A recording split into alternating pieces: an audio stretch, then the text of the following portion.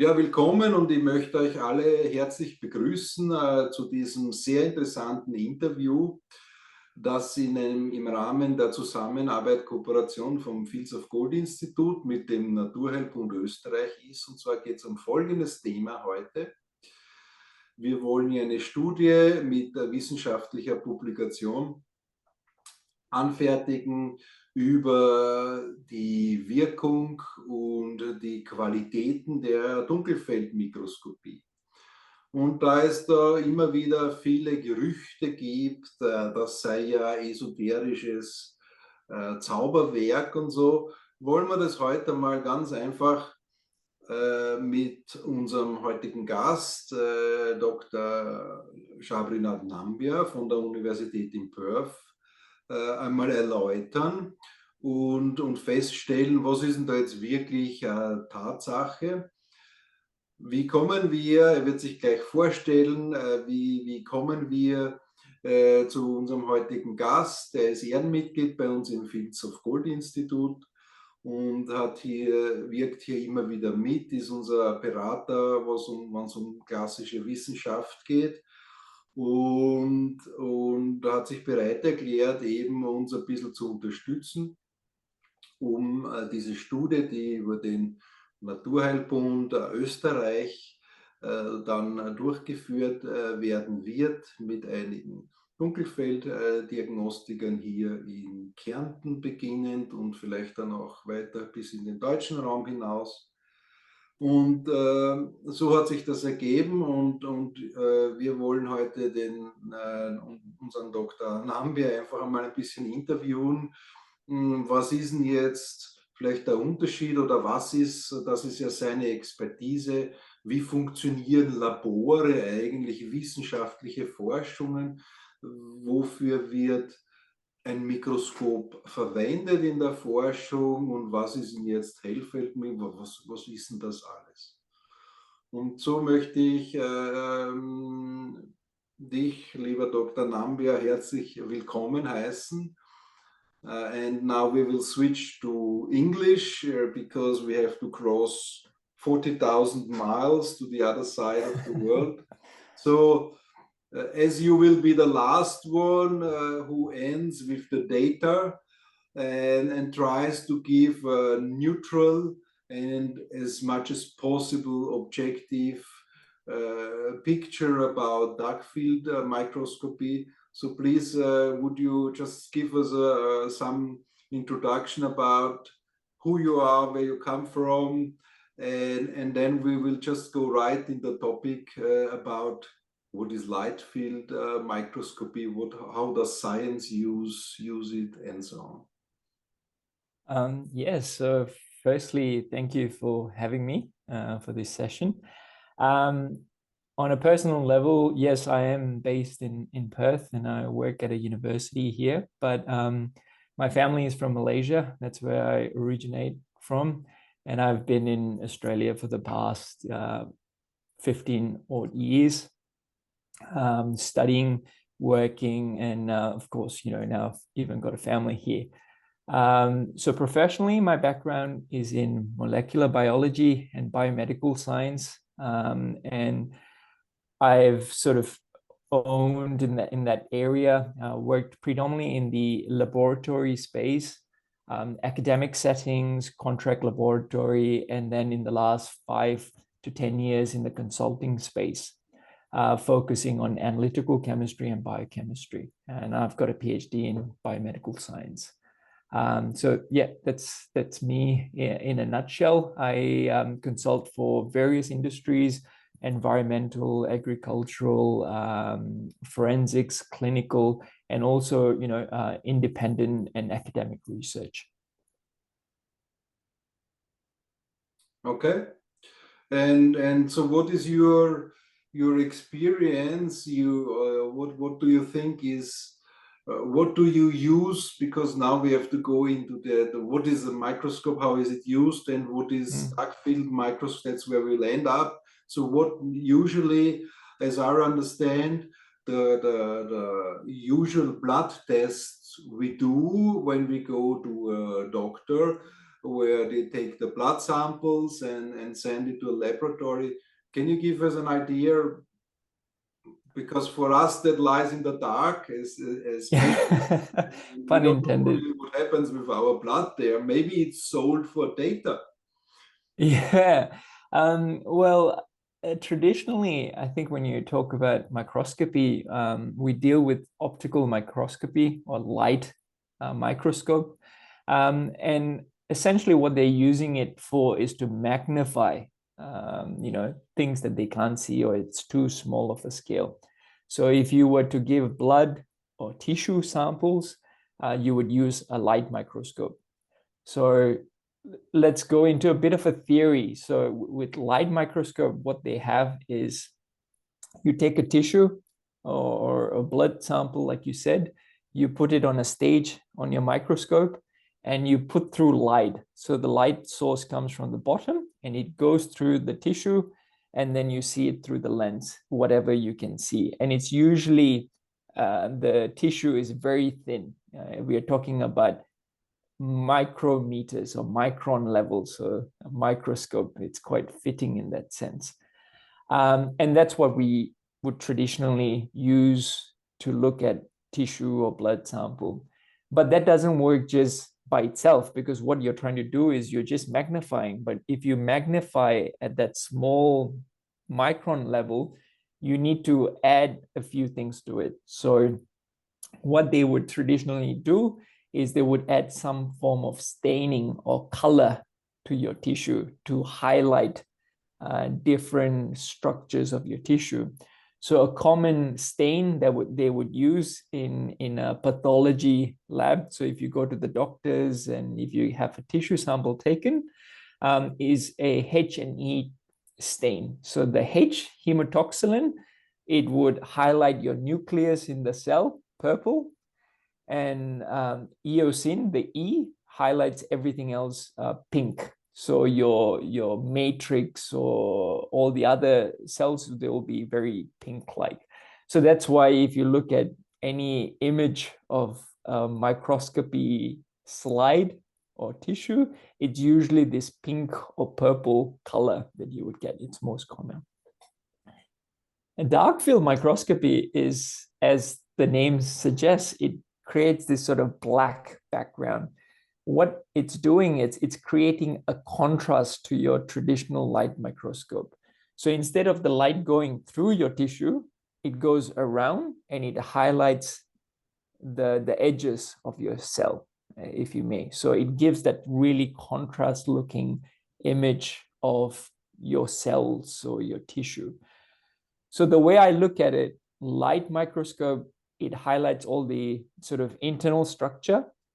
Dark microscope gives you that sort of defined external structures, etc. But you have this sort of complementary look at your tissue or your specimen. So that's the theoretical side of things. And yeah, so I guess traditionally what we tend to see in clinical setting is the use of light microscopy, because that's what's been used for years. That's what all pathologists are trained for. And but even with that, there are limitations to it, because some structures you can't really color code them, and that's why there's lots of work is being done in the background to improve microscopy. In addition to that, is using other techniques to complement the current traditional light microscopy to improve diagnosis and prognostic of disease. Okay, and so with this coloring of the tissue means you can find out about certain processes, or how can you get out all these different parameters you get printed out on a paper? Is there the light field microscope involved in blood tests, or the numbers of red blood cells? Yeah, so with a traditional microscope, no, we don't. But now there's automated tools, so there's softwares associated with it. Talking about counts of cell, you have a cell counter. in the olden days, or if you're in a university setting, you have a very a slide that you collect your sample, and it's got quadrants on them. So when you look under the microscope, you would look at each quadrant, and then you have a counter, and you will click every time you see a cell, and then you will take an average. That's your counter. Now, a more sort of modern and new technologies are out there that does this thing automatedly or automatically. With that said, a traditional pathologist would still do it manually because they have honed their skills years, and they would rely on that sort of traditional manual counting approach of that. And taking a step back to your first side of that question that you had, with the microscopies, you have a software to acquire these images, etc.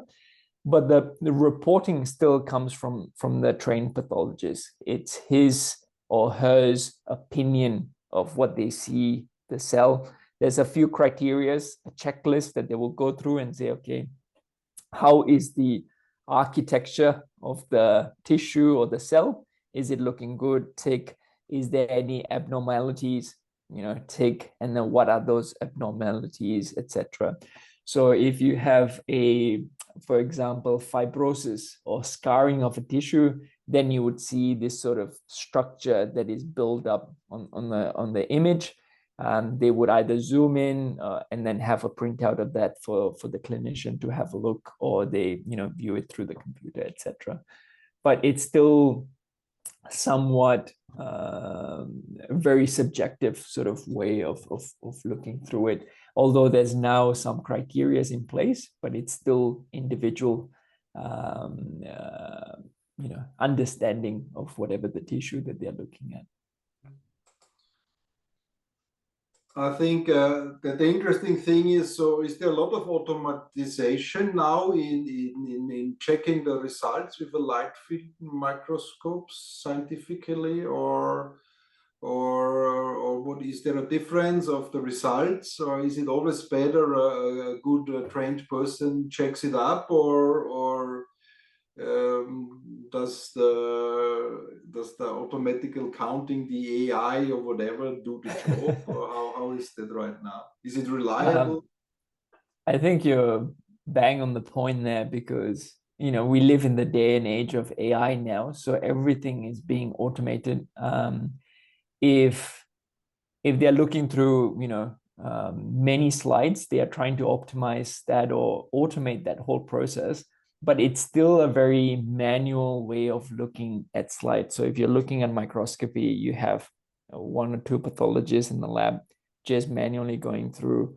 You would have software to capture some things automatically, but they are mostly in research and development phases. I don't see anything being done where it is clinically approved.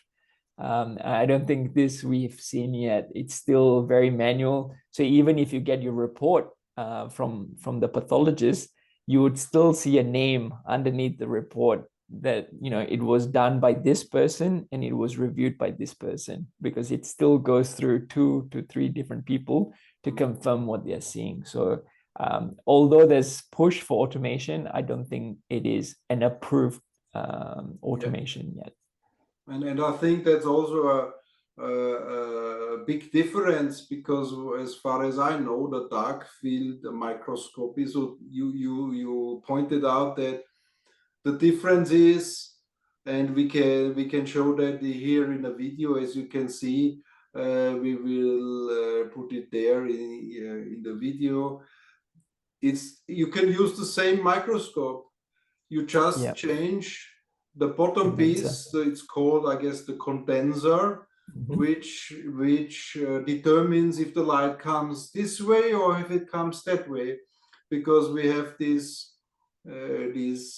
prejudice about the dark field microscopy is something a lot of doctors have the opinion, because they were trained like this. Obviously, okay, this is something a little bit weird, And so that's one point. And I think the other point, which is also important, because you said even in the light field, you cannot optimize it fully. And I think this is very important notice, because whenever comes to health of the human being, the interpreter, I guess, has to be a trained person, you know. And what I see now, also doctors here in Austria at least start using more and more dark field microscopy, because it is a very individual process where the person looks at the blood over a certain time. And I think one advantage is you need only one drop of blood. You don't need to send it somewhere, you just put it there. And people get results in areas. And I think we will have also hopefully an interview with somebody who uses this as professionally, because what I understand is that you can detect a complete different variety of, let's say, diseases. You can see more about the quality of the blood. And if, for instance, as I know, Lyme disease, borreliose, whatever, how we call it, here it can be seen easily in a dark field microscope. Yeah, with the dye. So I think the personal, that's also maybe one thing that points out. You can find out different things. You must know much more than me about that. There you can be used for different reasons, is it? For detecting, because you see more the three-dimensional constitution of the blood and things like this. Am I right to? Yeah, so I think with the light microscope, you get this sort of, well, it's color coded, right? The way I look at it, it is color coded, yes. And you know, again, if you have this highly trained pathologist who's worked with, you know, staining for 20, 30 years, they could go in and they can immediately tell you, use this chemical, and then you can create all this different, it's like an artist, it's a work of art. Okay. So but it involves the extra process of understanding the use materials to help. And that's right. How is that in the dark field microscope? They don't use stains, or? So far, as I'm aware, they don't. But like you said, it gives you that sort of three-dimensional, because it gives you that, you know, because the light essentially encapsulates the object, whatever object that you're looking at. You can look at this in terms of, you know, so you actually mentioned Lyme disease, and it's because, you know, you could sort of very quickly identify, you know, like fungi or, you know, those sort of object in your specimen, which, you know, will be quite difficult if you don't stain it right with your light microscopy. You might miss it, or, you know, you have to really look through, because the light goes through anything it sees, essentially. So with the dark field, it stops that. It gives you that. I mean, for me, I've seen my own blood, and that's an experience. For me, this was looking at the poetry of life. When I was there, and I said, wow, this is going on in one drop, and you see how the immune system works. For me, this was, I think it's an experience for the patient or for the client. And so we will see. We will try to focus our study in working out, with the help of the professionals there, to make clear for everybody, look, this is the tool for this field, this area, and this is the tool for that area. Because it reminds me, if you think of the philosophy or the understanding of the world coming from ancient China with yin and yang, we have the light field microscopy. And this is like the male, you know, the shiny outside, whatever. And this was very prominent. And then the reputation of the dark field means the more material, emotional principle, the more female. It's not about, it's the same value, but it's like the opposite side of the coin. And I think that is a good combination. Both of them, the understanding that use the best of everything. And it's like with photography, as I understood, black and white photography has something that the color photography can never, because it has shadow, light and shadow, this principle. So yeah, I think this was just a brief idea that what is used. Maybe one question at the end. So dark field microscopy is not really used in science right now. Am I at the universities, or what is your experience about that? No, so in terms of dark field, there might be some in the background that people have, because, you know, like you said, with not all microscope, but a good number of them, you could just swap the condensers and use it for for dark field acquisition.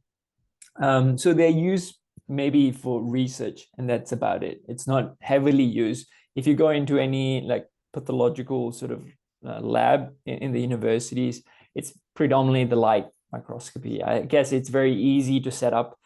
What you're essentially doing is the magnifying glass, and it's even higher in depth in that sense.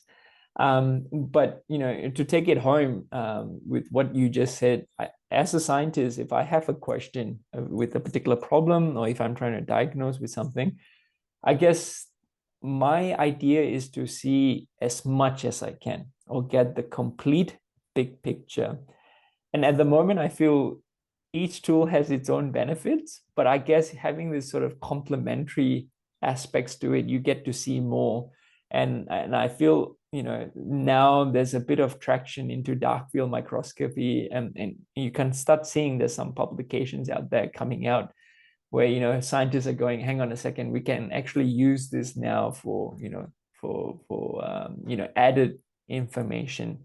I guess it's gotten some bad reputation in the past, but it's a tool that's available, and I think we should use it to see what more can we see out of this sample.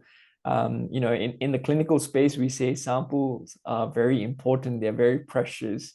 So if you collected the sample, you want to make sure you get the most out of your sample. So yes. Yeah, maybe with the time of this project and these publications, whatever, we can hook up, I don't know about the situation in Australia right now, but we can hook up people who here are from Austria and Germany, who look at blood since 30 years, 40 years. Now the first one's really fully retired already, and what they said, and that's maybe just a quote at the end, that 30, 40 years ago, they looked with the dark field microscopy, they looked at the blood of the people, and 1 of 10 people had bigger problems with the blood. And now it's the other way around. Out of 10 people, only 1 person has no problem with the blood. So, and that's like in the fields of Gold Institute, that's our special thing to research on the energetic level. So you can see there are people here, we have professionals who have experience. They started before cell phones, before this huge electromagnetic wave of technology came upon us. And so you can clearly see, and that's maybe for our next studies a very interesting point of view or idea to understand, because if you talk on the cell phone, that's another thing. When you go for giving a blood sample, there is 1 or 2 things you should not do.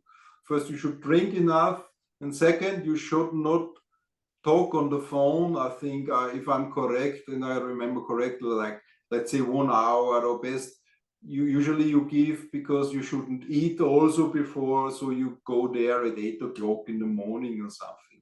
And the best is don't talk on the phone before, because if you talk on the telephone, on your cell phone, for like even a short period, or if it's for 20-30 minutes, it distorts the picture you get in the drop of blood completely, and then it's up to the quality of the professional that he understands, okay, is this now a permanent state, then means high alert, or is it just, yeah, you talked on the phone, and then that's how you can see this interaction. And maybe that's one point why dark field microscopy is not really well received in the last decades, because science worked, big science worked for big money and big pharma. And so that could be a reason, because that is what I know, talking through this project to different professionals, what I found out that there is a difference, and you can prove that easily with dark field microscopy. And so that you have to be more careful with the electromagnetic and our technological tools we use for health reasons. And that could be a way that maybe that would be interesting also for you, and to make some studies in that field, just as a final point to kick off the thing, because there's a lot of stuff to do. But I can guess as a scientist, this would be maybe interesting. Yeah, absolutely. Because I think you just further clarified that point with your example with the waves, the telecommunication waves, if you may. Because I think the way we've looked at it for many years, many decades, is very siloed, very individual. The biologists work with biologists, the chemists work with the chemists, the physicists work with the physicists. But the problem is very universal, and what you're doing is the right thing. You're bringing expertise from different areas, and we are all coming collectively to answer a particular issue. So I think we may see things chemically or biologically, but then if you have this added layer to the question, we can go, okay, so now this is the variable that we didn't know before, that it happened because somebody else could say, actually, we've been exposing it to a particular radiation, if you may. So as a scientist, I'm very excited about this sort of the next phase of science, and bringing in different expertise together collectively to answer issues and troubles that we may have. Yeah, I think that's a good final statement, because we are here in Austria, you're in Australia. So if we work together, we encompass the whole globe, and we'll bring together people which usually would never maybe even talk together, because they have been hostile, with a society or whatever, or structures try to disclaim them as hostile, and this is not good, and from the other side, this is not good.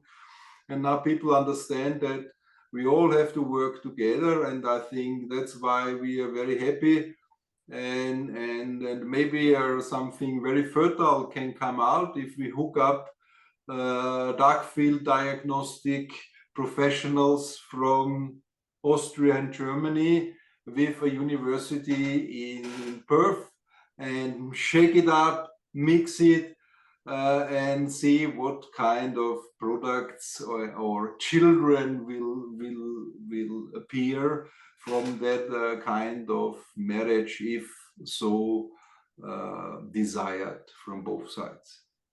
Okay. Absolutely. So I think that was thank you very much for your impact. And I think anyway we'll have to do further interviews about the situation of science. How does a young scientist understand, and what are maybe your conflicts you have with the old system, and what will be the future, as you said. And I think the future can only be, let's all work together. Yes, thanks for having me today for this session, and I look forward to this ongoing fruitful collaboration that we have. Yeah, and we will try to feed you with as much data as we can get here. So yes, of course. I welcome it. Yes. See you. Thanks. See you. Thank you. Bye-bye.